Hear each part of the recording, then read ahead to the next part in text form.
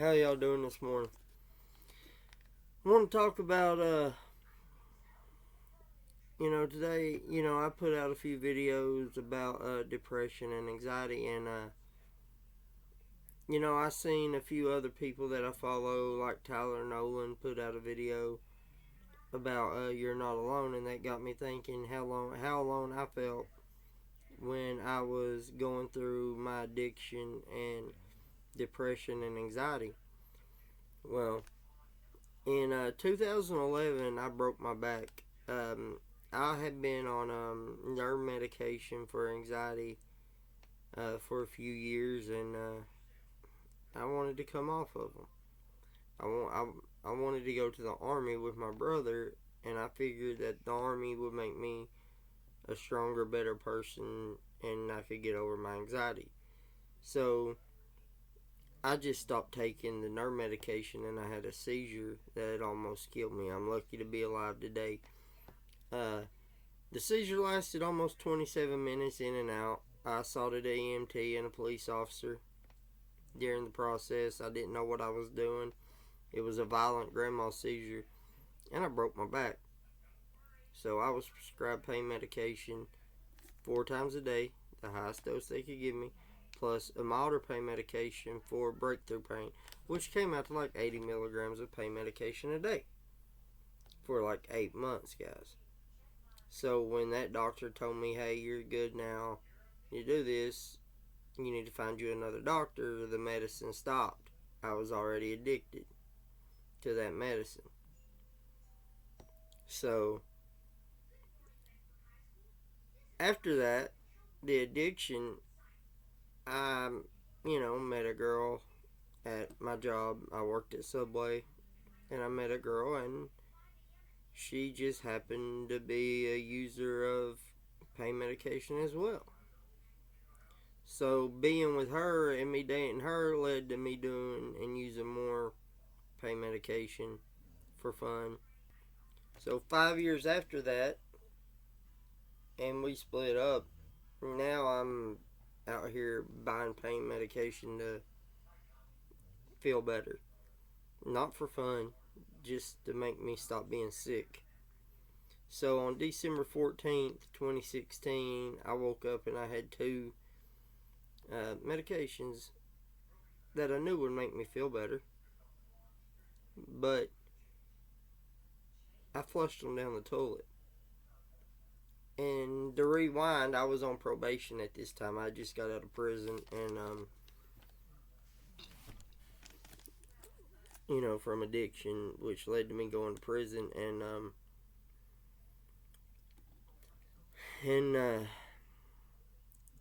after that, I was using other people's pee, this and that to get through. I called my probation officer and I said, "Hey, I need help. If you can get me some help, I promise you'll never have to worry about me touching another pain medication again." He didn't agree with me. His exact words was, "I don't agree with getting you the help you need because I don't believe in a pill to get off another pill. But if you do that program the right way, it works. It really does." So while I'm suffering through anxiety and depression, my anxiety and depression was coming from the struggle and the hustle of trying to find that medication. It caused problems between me and my family. My daughter was born in 2013, and I was still having this problem with addiction and struggling to try to get my life together.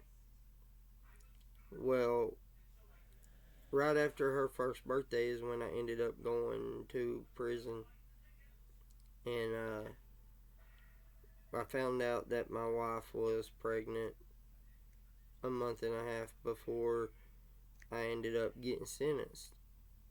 So my son, the one that does the gaming and stuff on the channel, he was born when I was in prison, and you talk about the worst feeling in the world is being a parent and not being able to be there when your son is born. And that's one thing that I regret And one thing that bothers me to this day from my past that I could never change. But I did make a promise to my kids when I got home that they would never have to wake up in a house again without their daddy being there. And when I was released May 19th, 2015, that promise has remained the same. They have never, even through the addiction at the time, they have never had to wake up and see me not here. So I'm proud of that. I am very proud of that. But while I'm still struggling with this addiction, I knew that if I called my probation officer and I told him there was a chance that I would go back to jail.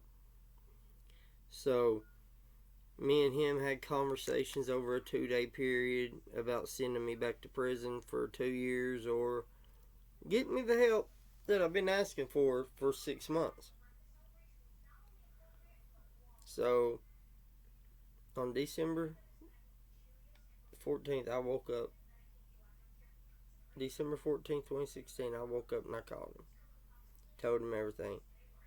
He agreed to get me the help that I needed. And since that day, I've been sober. Ever since.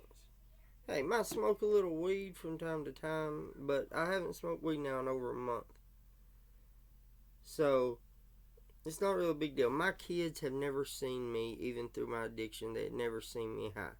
Now, they have seen me suffer from anxiety attacks, panic disorder, and stuff like that. And I feel so bad that they've had to see me go through that. But now I'm fine. But I want to help other people be able to get through theirs. Whether it's being bullied, being this, being that, whatever. It don't matter. Everybody is somebody. You might go back through my channel and say, hey, well, you made fun of transgender people. You talked about illegal immigrants. You talked about this. Yeah, because my sense of humor is different from, everybody's got their own sense of humor. I like dark humor and stereotypical comedy. That's what I like. I can't help it. That's just the way my mind works. So me and my brother is a veteran in the Army. He is currently in Kuwait as a military contractor out of the Army. So during school, me and him would take up for the kids that couldn't take up for themselves, basically. My brother earned the nickname Banff, badass motherfucker. He's a lot tougher than I am, and a lot braver than I am. And, he's my little brother, but I look up to him because of the things he did and the things he said. And he told me one time, I asked him, I said, we wanted to go together. Why did you still go? And he told me, he said, if I'm over there doing my job, he said, I feel like I'm keeping my family safe at home. You can't do nothing but respect that. And I respect that. And I look up to him and I love him and I hope he's doing good over there. Haven't talked to him in a while. I've sent him a few messages, but he's not messaged me back. But let's go beyond talking about that. There's a little backstory on me and my addiction. It was never methamphetamines, fentanyl, cocaine. It was never none of the hardcore drugs. I never was interested in that. It was the pain medication. So if you feel like you're alone and you feel like you don't have no help, remember, they are help. They are people you can talk to. You just got to find that person that you trust. Whether it's a stranger, whether it's you calling a hotline, whether it's anything. You talking to somebody is very important. You might be having the worst day you're ever having. But remember, somebody is having a worse day than you. And I know that don't help. I know that don't help when somebody says that to you. It makes you feel like It makes you basically feel like shit when somebody says that to you, because I've had it said to me. But in reality, it's the truth. Things could always be worse. So, find you somebody you can talk to that you can trust. And most of the time, those people you can talk to are complete strangers. And they will help you. And they will try to get you the help you need. And that's why I made the videos I made about the shorts and the video about bullying and the statistics in school. So another reason that I made those videos was because scrolling through my comment section on some of the comments I have read, there are a lot of comments like calling me fat, which I don't care, telling me I need to cut my hair. Ooh, who cares? It's my hair.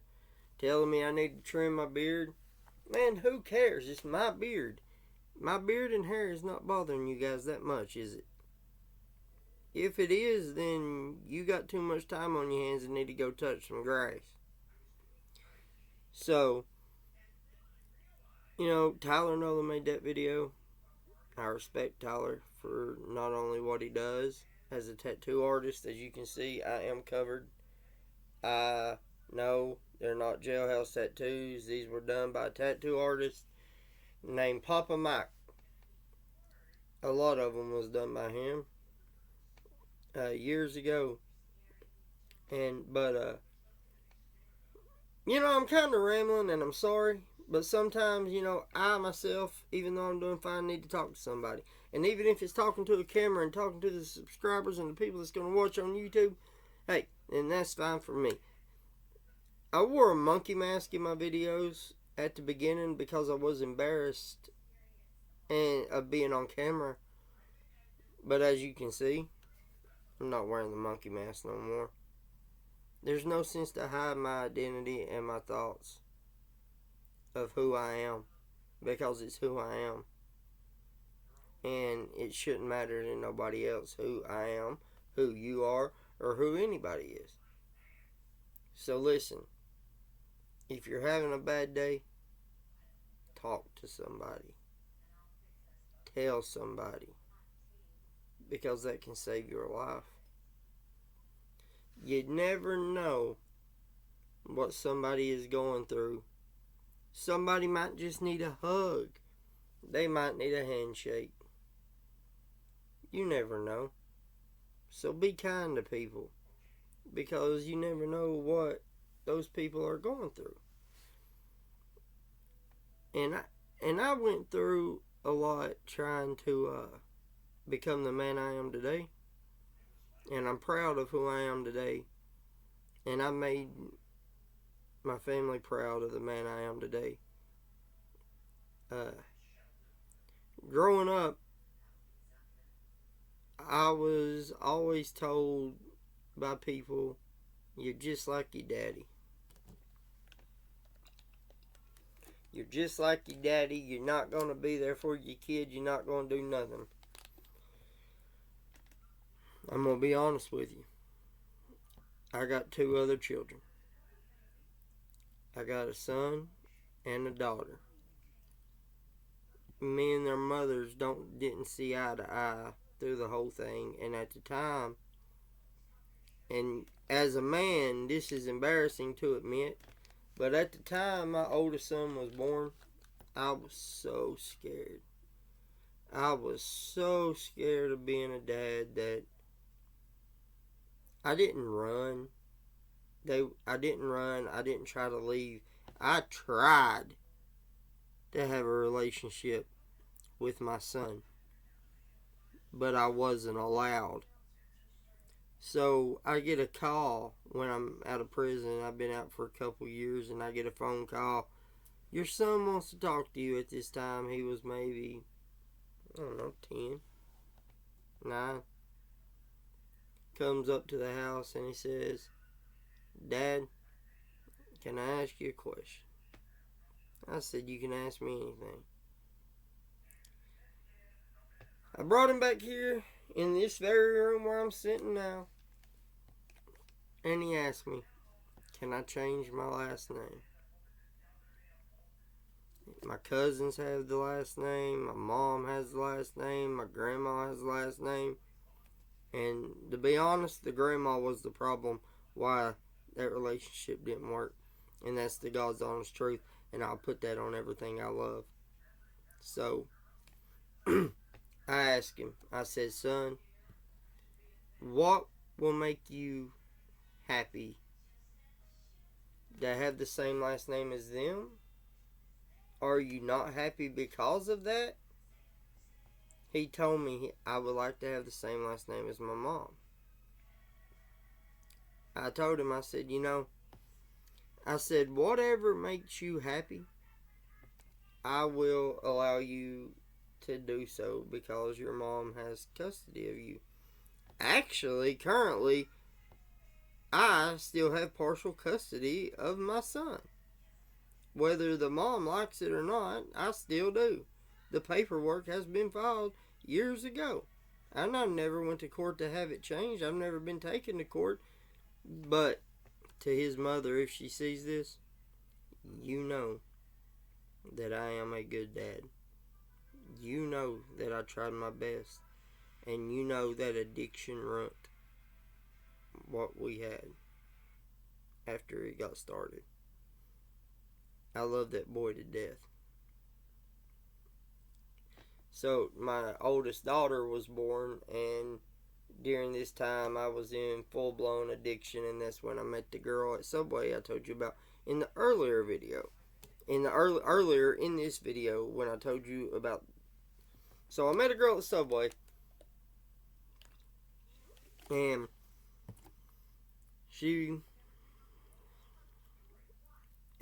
that's where I met my first wife. We ended up having a daughter together. She had some mental problems during the pregnancy, and basically we separated. She moved. I didn't know where she went.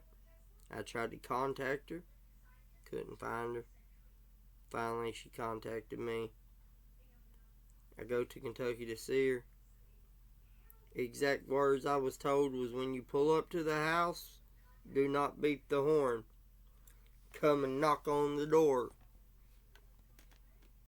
Well, knowing me, that's my wife. I ain't knocking on the door for no damn body. So I blew the horn. I ended up getting ran off. Ended up getting punched in the face. Ended up doing a lot of things. I drove 2.5 hours to be screamed at, punched in the face, and threatened to be killed. So, at that point, I decided, told her, you need to file for divorce. You have more money than I do, file for it, we'll get it done. We got the divorce done.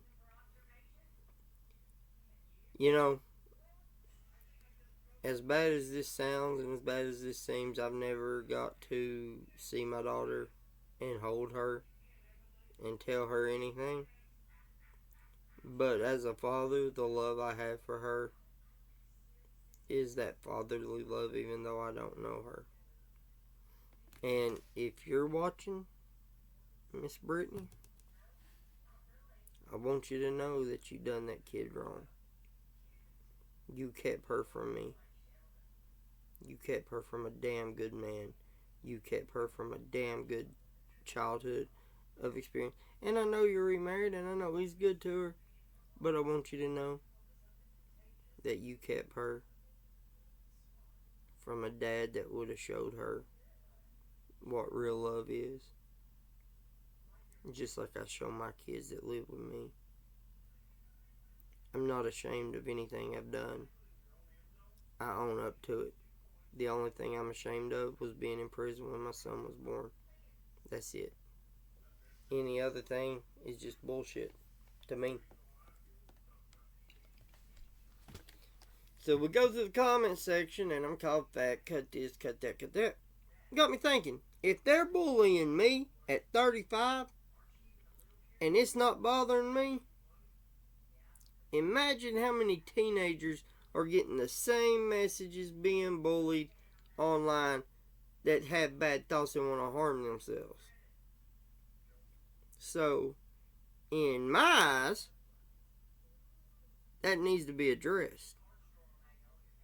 If you need someone to talk to, reach out to me.